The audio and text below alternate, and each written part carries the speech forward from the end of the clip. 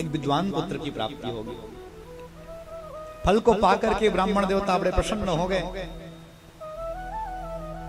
और जो है महाराज प्रणाम करके संत को अपने घर आए। घर आकर के पत्नी को बताया, इसको आप ग्रहण करिएगा ना, तो हमारे घर में विद्वान पुत्र की प्राप्ति होगी।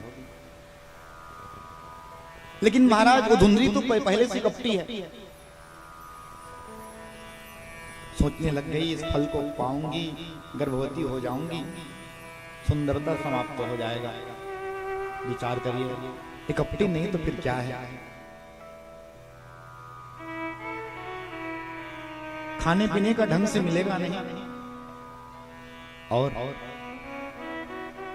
गांव में आग लग जाएगा, सब तो भाग जाएंगे, मेरा वजन शरीर वजन हो जाएगा, मैं भाग नहीं पाऊंगी। ये कपट नहीं तो क्या है बताइए? ठीक उसी की बहन आई थी, वो 1 महीने की गर्भवती थी, लेकिन उसके घर में कुछ था नहीं। उसके बहुत से पुत्र थे। कहे, बहन तुम्हारे घर में तो कुछ है नहीं, लेकिन खाने वाले की संख्या ज्यादा, और हमारे घर में चकाचक भरा पड़ा है, लेकिन फिर भी हमारे घर में कोई खाने वाला नहीं, इसलिए तुम्हारा जो पुत्र हो जाएगा ना, उसको तुम हमको दे देना। तब तक मैं कुछ नाटक करते रहूंगी गर्भवती होने का। देख रहे हैं भैया,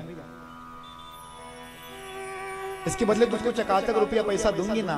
अब महाराज पैसा तो बड़े बड़े की बोलती बंद कर देता है। बोला ठीक है बहन, वैसे भी तू मेरी बहन ही तो, तुम्हारे पास मेरा पुत्र रहेगा। सो सौदा फिक्स हो गया हो। अब तो महाराज अब जो फल दिया है संत ने, उसका प्रैक्टिकल करने के लिए क्या किया जाए? तो घर में जो गैया थी, उस गैया को जाके खिला दिया गया। अब ये नाटक करना आरंभ कर दी।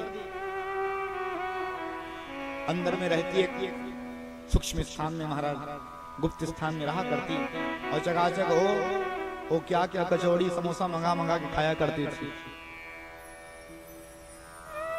समय आया, उसकी बहन का पुत्र हुआ, आकर के हल्ला कर दी, मुझे पुत्र हुआ, पुत्र हुआ, पुत्र हुआ। आत्मदेव ब्राह्मण बड़े प्रसन्न हो गए, बोले भाले से थे। अब कुछ दिन बाद महाराज अब तो खुश हो गए, जो गैया को फल खिलाया गया था उसी गैया के पुत्र हुए, और महाराज बिल्कुल मनुष्य के जैसा, कान केवल गाय के जैसा था। नाम रखा गया क्योंकि महाराज उनका जो शरीर है पूरे मनुष्य के जैसा और कान गौ के जैसा, इसलिए उसका नाम रखा गया गौकर्ण। बोली गौकर्ण जी महाराज की। अब जो धुंधली का पुत्र हुआ है, आत्मदेव ब्राह्मण कहते हैं मेरा नाम आत्मदेव है, तो पुत्र का नाम रख देता हूं परमात्मा देव। धुंधली कहती मैंने 9 महीना गर्भ में रखा है और अपना नाम दे रहे हो, इसलिए मेरा नाम धुंधली है, तो मेरे पुत्र का नाम रहेगा धुंधकारी। क्या नाम रख दिया? धुंधकारी।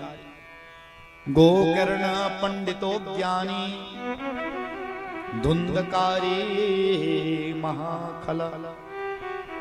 भैया गोकर्ण विद्वान हो गया, अधुंधकारी खल मूर्ख हो गया। ध्यान दीजिएगा, घर में इकलौता पुत्र हो तो विशेष ध्यान देने का है। हाँ,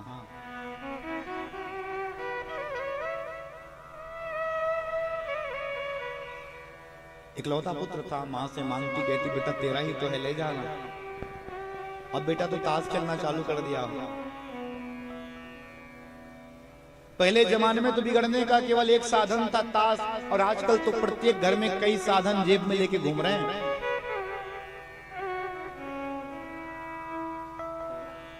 और हम लोग प्रत्येक व्यक्ति की जेब में रहता है मोबाइल। आजकल के बच्चों को देखेंगे भैया, छोटे छोटे बच्चों क्या क्या खेलते रहते हैं, और उसमें शायद पैसा रुपया भी लगाते हैं। क्या हो, तो बिगड़ने का साधन ही तो है। आज 2-4 लगा रहे हैं, कल 100 लगाएंगे, फिर 1000 लगाएंगे, फिर लाख, और किसी दिन हार गए तो। इसलिए प्रत्येक माताओं से निवेदन है, अपने घर के बच्चों को ध्यान दीजिए। ये जो हम हाथ में लेके घूमते हैं ना, इसका सदुपयोग नहीं बल्कि दुरुपयोग व्यक्ति ज्यादा करता है। तो सत्यनारायण जी सही है ना? इसको मैं एक बात कहता हूं, इसका नाम रखा हूं, ये फोनासुर है। क्या है?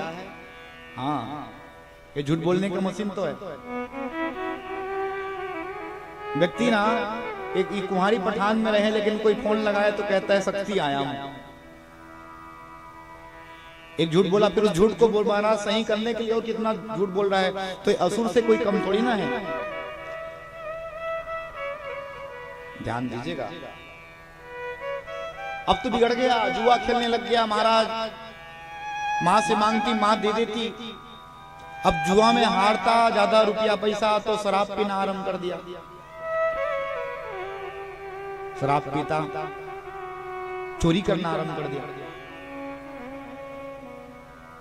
किसी चीज की गलती को यदि हम उसको रोके नहीं ना प्रारंभ में, फिर रुकने वाला नहीं है। बिगड़ गया। अब तो मांस मदिरा खा करके महाराज घर में ही आ जाता। आत्मदेव ब्राह्मण के घर में महाराज वो मांस के टुकड़े, हड्डी का महाराज कहीं कहीं पड़ा, उसी महाराज पड़ा रहता है। एक दिन आत्मदेव ब्राह्मण कहते, इससे अच्छा तो मैं बिना पुत्र के ही रह जाए। संत ने कहा था, वो बात याद आ गई। करे तो क्या करे। एक दिन महाराज आत्मदेव ब्राह्मण अपने ही महाराज घर में बैठे थे और उदास बैठे थे। तभी गोकर्ण महाराज आए।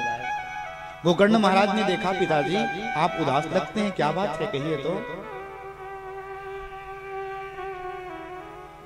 आत्मदेव ब्राह्मण गोकर्ण से कहते हैं, बेटा मन तो करता है कि इस घर को छोड़ के चला जाऊं वन में और वहीं जाकर के भगवान का भजन करूं। गोकर्ण महाराज ने बड़ा सुंदर बात कहा। आत्मदेव अपने पिताजी को उद्देश्य करते कहते हैं, पिताजी एक बात आपसे हम कह रहे हैं, सुनिएगा। सबसे पहले बात तो व्यक्ति को इस देह का अभिमान को त्याग देना चाहिए जी। चाहे इस महाराज शरीर को आप चाहे पंडित जी कहो, चाहे महाराज उसको सेठ कहो, चाहे एक अधिकारी कहो, चाहे कर्मचारी कहो, इसका गति तीन ही होगा। जला दोगे तो राख हो जाएगा, फेंक दोगे तो गिदड़ खा जाएंगे, और महाराज मिट्टी में गाड़ दोगे तो कीड़े मकोड़े खा जाएंगे, और तो कुछ नहीं होने वाला। और आपने जिसको अपना माना है ना, एक पल में आपको छोड़ के चले जाएंगे। कभी एकांत में बैठिए तो और विचार करिए, यदि मैं आंख हूं तो आंख फूट क्यों जाता है? यदि मैं महाराज कान हूं तो एक कान बहरा क्यों हो जाता है? यदि मैं हाथ हूं तो ये महाराज हाथ टूट क्यों जाता है?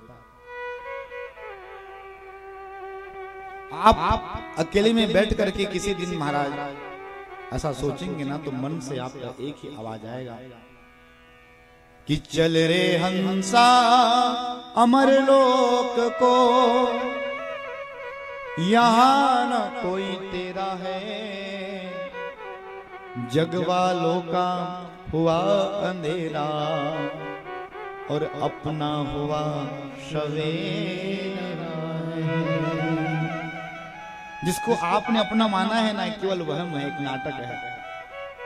मोह निशा जग सोह निहारा, देख ही सपना अनेक प्रकारा। ये सपना ही तो है, और जिस दिन सपना से जागोगे तो फिर कैसा लगता है, अरे यार सब ये दुनिया सपना है।